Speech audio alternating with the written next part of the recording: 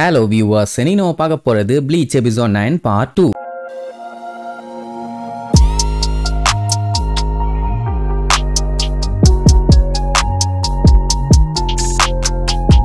Open பண்ணா போன பாட்டுல இச்சுகோவை குழிக்குள்ள போட்டு காமெடி பண்ணிட்டு இருந்தாங்கல்ல. இப்ப என்னன்னா பையன் ஹாலோவா மாற ஆரம்பிச்சிட்டான். இசுகேவே பாத்தீங்கன்னா அப்படியே கொஞ்சம் ஜர்க்ல தான் பாத்துக்கிட்டு இருக்கான். ஏன்னா எப்படியும் நம்ம பையன் அதுல இருந்து எஸ்கேப் ஆயிடுவான்னு நினைச்சிட்டு இருந்தான். இப்படி மாட்டிட்டு இருந்த உடனே இன்னும் கொஞ்சம் தாக்குப்பிடி உன்னால முடியும்னு இருப்பான். அப்ப நம்ம இச்சுகோக்குள்ள என்ன நடக்குதுன்னு காட்டுறாங்க. அவனை யாரோ ஒருத்தர் இச்சுகோன்னு கூப்பிடுவாங்களா, எவன்டா அது அப்படின்ட்டு எந்திரிச்சு பார்த்தா பையன் பில்டிங்க்கு நடுவுல உட்காந்துக்கிட்டு இருக்கான். அதாவது மேல இல்ல, பில்டிங்கோட சைட்ல உட்காந்துக்கிட்டு இருக்கான். எங்க இருக்குன்னு அப்படியே சுத்தி முத்தி பார்க்கும்போது இங்க போடுறான்னு ஒரு சவுண்டு. அப்போ எவனோ ஒருத்தன் பாத்தீங்கன்னா நல்லா முடிய வாழ்த்தி போட்டுக்கிட்டு படு பயங்கரமா நின்னுட்டு இருக்கான். யாரா நீன்னு கேட்டா, யாரா நீயா, நல்லா பாரு நான் தான்பா, யாருன்னு தெரியல நீயே சொல்லுன உடனே சொல்லிருப்பான். ஆனா என்ன சொன்னாங்கிறது நமக்கும் தெரியாது, இச்சுகோக்கும் கேட்டிருக்காது. சரி பரவாயில்ல, இந்த உலகத்துல உன்னை தவிர வேற யாரும் இனி அந்த அளவுக்கு பெட்டரா புரிஞ்சுக்க முடியாது. அப்படி இருக்கும்போது நீ என்னைய தெரியலன்னு சொல்லலாமாம்பா. ஏய் தெரியலன்னு தான்டா சொல்ல முடியும். உன்ன மாதிரி நான் யாரையும் பார்த்தது இல்லடா, நீயே சொல்லுங்கும் போதான் திடீர்னு ஸ்ட்ரெயிட்டா நின்னுட்டு இருந்தவன் அந்த குச்சிக்கு மேல நின்னுட்டு இருப்பான். இவன் எப்படி இப்படி நின்னுட்டு இருக்கான் அப்படின்னு கேட்டா, தம்பி நீ எப்படி உட்கார்ந்துகிட்டு இருக்கேன்னா எனக்கு சர்ப்ரைஸா இருக்குதும்பா. உட்கார்ந்துகிட்டு இருக்கனான்னு சுத்தி முத்தி பார்ப்பான். அதுக்கப்புறம் தான் பில்டிங்க்கு நடுவுல நம்ம பையன் உட்கார்ந்துகிட்டு இருக்கதையே நோட் பண்றான். அவ்வளவு நேரம் ஒன்னும் தெரியாதப்பெல்லாம் கம்முன்னு உட்கார்ந்துகிட்டு இருந்தான். மேட்ரு தெரிஞ்சவன தான் மேல இருந்து கீழே விழுவான். அப்ப அவனுமே மேல இருந்து ஒரு ஜம்பை போட்டு சோல் ரீப்பர்ஸோட ரூல் டெத்தே அவங்களால ஏகப்பட்ட ஸ்பிரிச்சுவல் பீயிங்ஸை கண்ட்ரோல் பண்ண முடியும். பட் நம்ம பையனை சொல்லுவான், நான் தான் சோல் ரீப்பர் இல்லையே, அப்புறம் என்னால எப்படி கண்ட்ரோல் பண்ண முடியும்னு கேட்பான். அப்பதான் அந்த மர்ம நபர் இன்னொரு முக்கியமான விஷயத்த சொல்லுவான். என்னன்னா பியாக்குயா வந்து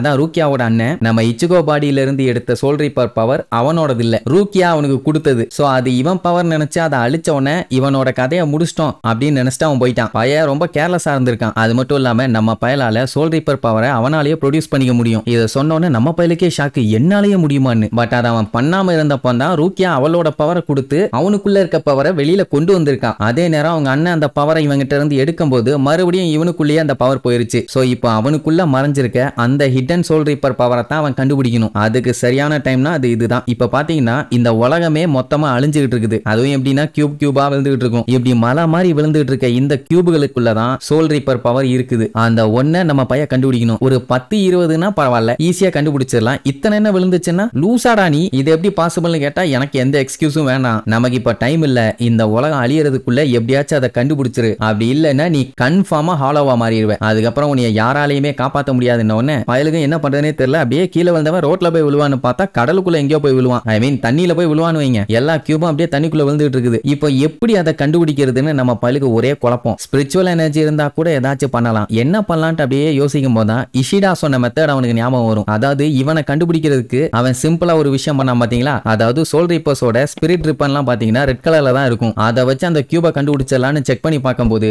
ஒரே ஒரு கியூப் மட்டும் ரெட் கலர் ரிப்பன்ல இருக்கும். அவ்வளவுதான், கண்டுபிடிச்சிட்டான்னு சொல்லிட்டு இழுப்பான். அந்த பாக்ஸ் ஓபன் ஆகும். உள்ள பாத்தீங்கன்னா அந்த ஸ்வாட் இருக்குல்ல, அதோட கைப்பிடி இருக்கும். அது பேரு பாத்தீங்கன்னா ஜன்பகுட்டோ. உடனே மறுபடியும் அந்த மர்ம நபர் வந்து சூப்பர் ஒரு வழியா கண்டுபிடிச்சிட்டேன், அடுத்த டைம் நம்ம மீட் பண்ணும்போது என் பேரு கண்டிப்பா உனக்கு கேட்கும்பா அப்படின்னா நீன்னு சொல்லி ஏதோ பேச வருவான். என்னடா வெட்டியா பேசிட்டு இருக்க லூசு பையல, இந்த இடம் மொத்தமா அழியறதுக்குள்ள அந்த கத்திய வெளியேடு அப்படின்னு நம்ம பையலும் பிடிச்ச ஒரு உருவான். அதே நேரம் இங்க வெளியில நம்மால் இன்னும் நார்மலா மாறல, ஹாலோவா மாறிக்கிட்டே வரான். கையில போட்டுருந்தாங்களே லாக்கு, அதுல இருந்த நட்டு போல்ட் எல்லாமே பிச்சுக்கிட்டு வருது. சோ இனிமேட்டு இவனை இப்படியே விட்டா கண்டிப்பா பஞ்சாயத்து தான். அதனால டெசா என்ன பண்ணுவான், அவனோட டெக்னிக்ஸ் எல்லாம் யூஸ் பண்ணி நம்ம பையல ஃபர்ஸ்ட் லாக் பண்ணுவான். அதுக்கப்புறம் அம்பெல்லாம் வச்சு அட்டாக் பண்ணுவானா. மேல இருந்து பார்த்துட்டு ஜின்டா கத்திட்டு இருப்பான், யோ என்னையா இப்படி எல்லாம் பண்ணிட்டு இருக்க, இப்படி பண்ணினா அவன் செத்துருவான்னு. பட் அதை விட்டா இப்ப வேற வழியும் இல்ல. ஏன்னா அவன் முழுசா ஹாலோவா மாறிட்டானா அவனை தடுக்கிறது ரொம்பவே கஷ்டம். அதனால முழுசா அவன் ஹாலோவா மாறதுக்கு முன்னாடி அவனை போட்டு தள்ளியலும்னு சொல்லிட்டு ஒரு பெரிய கியூபை தூக்கிட்டு மேல போடுவான். பட்டால்னு வெடிச்சு தெரியும். அப்ப ஏதோ ஒண்ணு அந்த குழிக்குள்ள இருந்து பிச்சுக்கிட்டு மேல வரும். இவங்க எல்லாத்துக்குமே பீதி. அந்த உருவம் பாத்தீங்கன்னா சட்டுன்னு அங்க எங்கன்னு மின்னல் வேகத்துல போய் கரெக்டா ஒரு இடத்துல லேண்ட் ஆகும். டே நீதானா அப்படின்னு கேட்கும் போது புகை கலைஞ்சு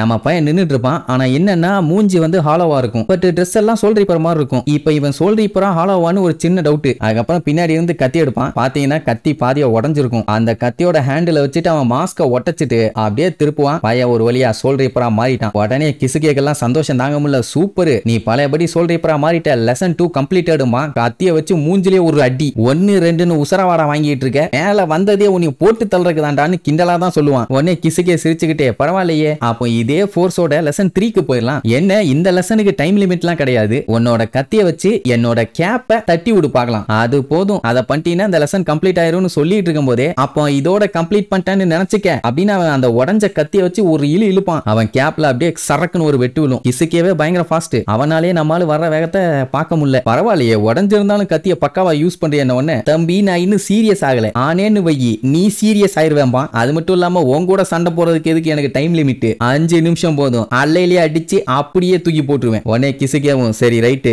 5 நிமிஷமா ஸ்டார்ட் பண்ணலாம்னு சொல்லிட்டு இப்ப 2 பேருமே சண்டை போடுறதுக்காக ரெடியா நின்னுட்டு இருக்காங்க. இனி இதுக்கப்புறம் சண்டை தாறுமாறா நடக்க போகுது. இந்த சண்டையில நம்ம பையன் ஜெயிக்க போறானா இல்ல தோக்க போறானான்னு அடுத்தடுத்த எபிசோட்ல பார்க்கலாம். டாடா.